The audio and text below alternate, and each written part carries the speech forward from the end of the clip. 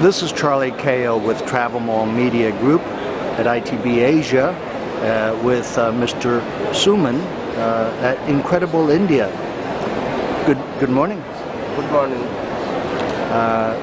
You are looking after the ASEAN market for Tourism India and just came posted over from India. So you're probably finding out a lot of new things as you were explaining. You visited all the 5-6 countries around here and had many events. What did you find was the interest level and the type of interest for India in this market? Yeah, first of all, I'll welcome to our India tourism booth, that is Incredible India booth, and I'm happy to give you the interview. Yeah, I'm looking after ASEAN countries, and really I have been to 6 countries within the last 3 months, and it was really very good response I got from the travel agent tour operator in this country. Of course, in ASEAN countries, the Singapore is the center point and it is a hub. And Singapore has got the topmost, it is among the top 15 countries which give inbound to India. Oh. Yeah. And the other country like Malaysia, Thailand and Vietnam, they are doing very well. The other market like in Indonesia and Cambodia, we are all now tapping up the market to rezonate our marketing strategy to promote India. And the other market also, Laos and other, also I am looking on to visit them and to have the meeting with the travel agents, tour operators. People are doing for India, but of course they need certain support and they need our assistance in all the things, and that's what I am likely to do. What aspect of India are you focusing on for this market?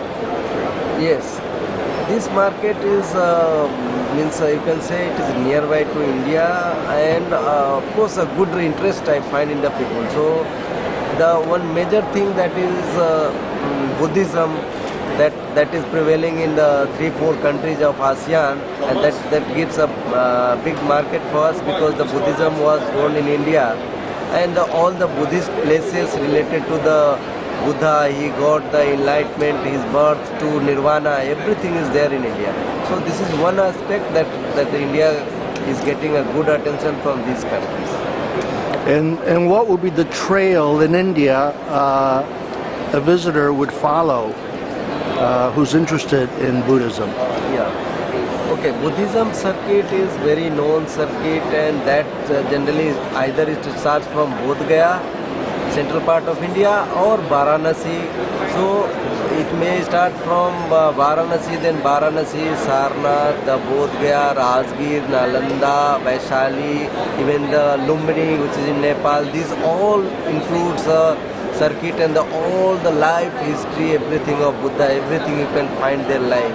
The Bodhi tree, under which the Lord Buddha got enlightenment, it is in that shape, and people go for prayers there, they do the meditation, and they find the peace. So that is the thing. Other than that, this is only one part, that is Buddhism. We got so many things to offer, like there are, you can understand the Taj Mahal, that is the 7 wonders of the world, and actually the tourism starts from there. So the people go to New Delhi, now they visit the various monuments, the forts, everything in the New Delhi, and then they come to Agra, they visit Taj Mahal, then they go to the Agra fort, and there are so many others of Mughal period that is still in that shape you can find. And then you can go to the Pink City, Jaipur, there you will find the palaces and all. So this is one circuit that is called Delhi, Agra, Jaipur, and that is called Golden Triangle. For first timer, this is the best place to do. Other than that, we have the Himalaya, Kashmir, we got the mountains, we got the beaches, we got very good MICE destinations, and there are some other new products also, like medical tourism. It is, yeah, coming very big way in India, because the cost of medical treatment is comparatively 1/10 or 1/15 in India, and facilities is world class. The doctors are world class. Sometimes you find Indian doctor working in America, and sometimes same doctor working in India. So that time to time they come, and the facilities, infrastructure in the good hotels, good hospitals, really fantastic. But the cost of treatment is very less, and that is a booming market for India. Apart from that, the mice. Mice is also a very good developing market in India. A lot of people come for the mice events. Even if you do mice something in Jaipur, you can stay in palaces, because palaces are converted in hotels. And these are the things we have in India, other than the nature, culture, heritage and other things. Of course, the cuisine. Yeah, certainly the Indian cuisine. I think the tasty things, the spices and all, everything you will find that I can say only in India. All the spices are even exported from India, and the different type of cuisine. The reason is that we got different states, 29 states, diverse culture, different type of cuisine in each state you can find. So we have got so many things to offer. You can say this is a subcontinent. India is a subcontinent in itself, and really it is everything that you can find here. And then, of course, if you time it with festivals, that would be a real treat for the visitor. So the India is called the place of festivals. There are 365 days, and I think the more than festivals we have in India. So every part of India is having a different festival at different times. There are certain common festivals also, but you can find the prominent festival like Holi, Diwali. Now it has become international, and even the Durga Puja is very famous. That starts from Kolkata.